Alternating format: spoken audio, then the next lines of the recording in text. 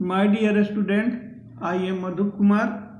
I am going to explain the 10th chapter, Motion and Measurement of Distance. A student, the movement of object is called motion. And you know that the motion is called when the position of the object that is changed with respect of the another object. If the position of any object will not change with respect of another object, that object is called rest.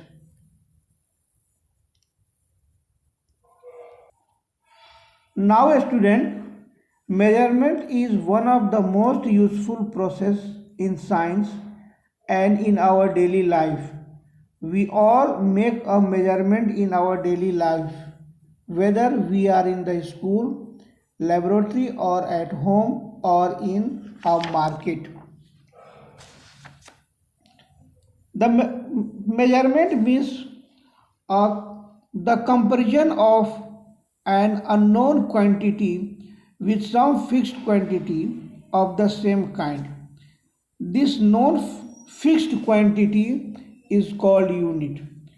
The other part is the name of the unit of measurement. Thus, if the length of a table is 4 meters, then 4 is the number and meter is the unit of the length.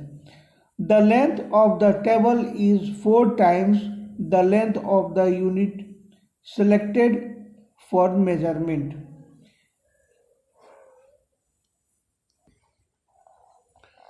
Long ago, many of the units of length were derived from the length of some part of the human body.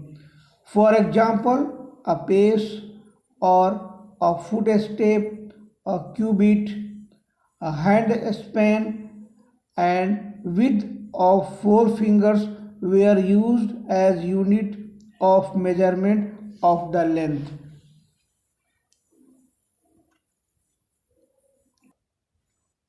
All the units mentioned above, hand span, footstep, cubit, are not reliable because the lengths of body parts are different for different people. For example, if you tell others about the measurement of a stick made by you using your hand span, they will not be able to understand how big the stick is. It is because they do not know the length of your hand span. So hand span is not a proper unit of measurement of length. For the sake of uniformity, the scientists all over the world have accepted meter as the standard unit of length. The symbol for meter is m.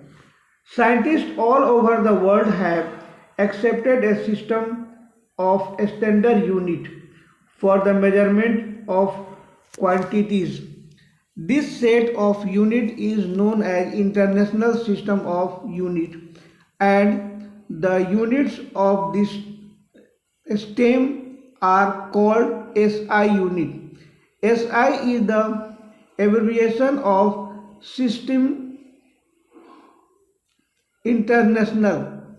The SI unit of length is meter. The SI unit of mass is kilogram. The SI unit of time is second.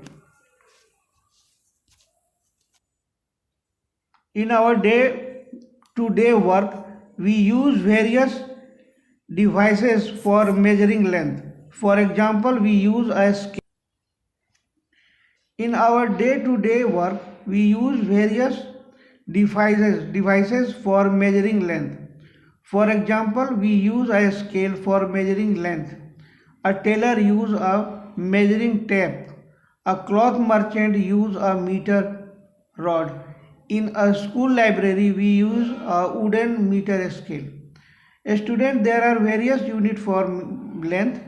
For example, you know that 10 millimeter is equal to 1 centimeter, 10 centimeter that is a 1 decimeter, 10 decimeter that is the 100 centimeter, 100 centimeter that is the 1 meter, and 1000 meter that is equal to 1 kilometer. We can also measure the curve length. For example, you can see the paper. Sorry, you can see this. The thread is placed along the curved line. The end of the curve is marked on the thread. Then the length of the thread is measured using a ruler. Mass of a body is the quantity of matter. It is denoted by m. The standard unit of mass is kilogram. The physical balance is used to measure the mass of the object. The unit of mass 1 kilogram is equal to 1000 gram, 1 gram is equal to 1000 milligram, 1 quintal is equal to 100 kilogram, 1 ton is equal to 1000 kilogram. A student, here there is some difference between mass and weight. A student, mass never change. You can go anywhere. You can go on other planet also, mass will not change. But weight can be changed. Weight can be changed on earth also. That is, mass always constant, but our weight is not constant, because weight depends on gravity, that is you study in the higher class. A student, after that we are going to study about the motion. A student, I explained that the moving object is called motion, but for the moving object we have to compare the distance of the moving object. We can compare the distance of any stationary object. The position of any object in respect of any stationary object, that is the change, then we can tell that that object is motion.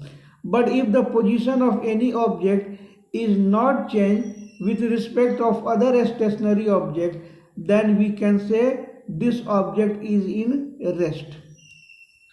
Now student, we are going to study different type of sound.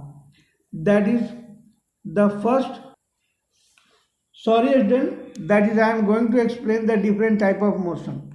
First, that is the translatory motion. In translatory motion, a body moves along a straight line.